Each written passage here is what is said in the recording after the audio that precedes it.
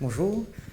Alors j'imagine que ce matin vous êtes tous partis de chez vous, ou en tout cas du lieu où vous avez passé la nuit, je ne veux pas en savoir plus, mais j'imagine que vous êtes allé là-bas, non, sur votre lieu de travail, ou bien là où vous étudiez, au British Council peut-être, je ne sais pas.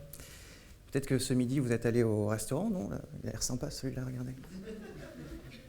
Et puis ensuite, peut-être un peu plus pressé parce que vous étiez en retard, vous êtes retourné là où vous travaillez, donc...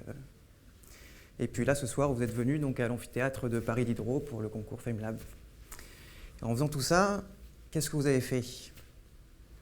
Vous vous êtes déplacé. Et saviez-vous que vous n'êtes pas le seul à le faire? Les autres animaux le font aussi, pour la même chose que nous. Pour se reposer, pour s'alimenter, se reproduire, dormir. La flore aussi, on pourrait la penser fixe. Mais à un moment donné dans le cycle de vie, il y a un déplacement. Le grain de pollen qui est dispersé par le vent, la graine qui est dispersée par l'oiseau. On pourrait presque dire que quelque part, le mouvement est nécessaire à la vie. Alors quel est le problème dans tout cela? Eh bien, le problème, c'est que le développement de notre territoire aujourd'hui constitue des barrières à ces déplacements. Les routes que l'on construit, les voies ferrées, l'urbanisation au sens large, le fait de remplacer les surfaces végétalisées par du béton, la modification de nos pratiques agricoles aussi, le fait de supprimer des haies, des bosquets, des arbres isolés, autant de supports nécessaires au déplacement qui ne sont plus là.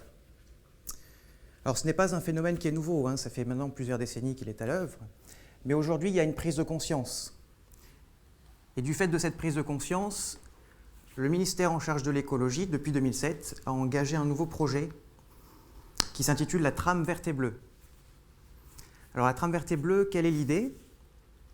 Eh bien l'idée c'est de constituer un réseau écologique à l'échelle nationale, en France, c'est-à-dire un ensemble de milieux naturels préservés ou à restaurer d'ailleurs, qui sont connectés les uns les autres pour permettre ce fonctionnement écologique, c'est-à-dire garantir aux espèces de pouvoir se déplacer et accomplir leur cycle de vie comme elles en ont besoin.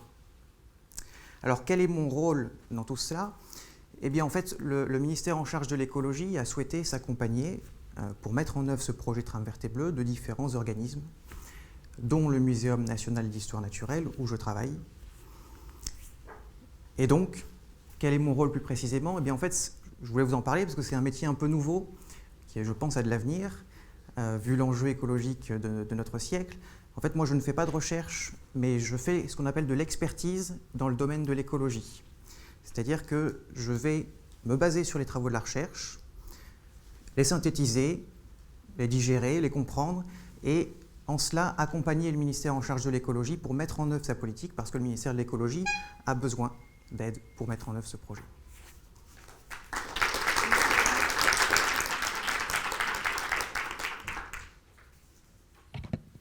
Merci beaucoup.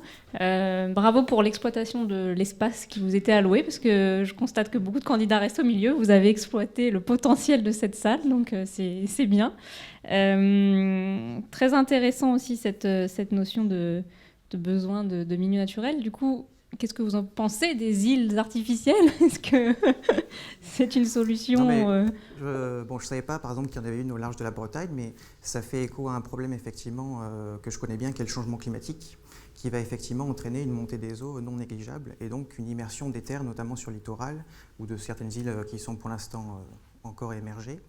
Et donc, voilà, effectivement, ça peut être une solution, je n'y avais pas encore pensé, et pourquoi pas faire des îles artificielles plus hautes que le niveau de la mer. Du coup, je suis encore sur le exposé de tout à l'heure, donc je pose une question polémique. Est-ce que ces genres de projets ne constituent pas tout simplement un petit palliatif parce qu'ils ne modifient pas dans les fondamentaux les modes de vie des gens, et que donc ça constitue le petit jardinet vert à côté qui permet à des fourmis de continuer à vivre, mais est-ce que ça change vraiment la vie des grands écosystèmes à grande échelle? Vous avez raison dans le sens où effectivement le changement il viendra aussi du bas, c'est-à-dire de la prise de conscience des gens qui, même au quotidien, auront des gestes écologiques. Mais en tout cas, pour revenir au projet Trame verte et bleue, là je ne suis pas rentré dans les détails, mais c'est un projet qui se décline à plusieurs échelles du territoire et jusqu'aux communes qui vont devoir elles-mêmes identifier des réseaux écologiques, les restaurer, les préserver, et donc en cela toucher aussi des agriculteurs, des forestiers, enfin voilà, tous les secteurs socio-professionnels, comme on dit, sont partie prenante du projet. Et qu'est-ce qui est fait au niveau communication vers le grand public sur ce projet?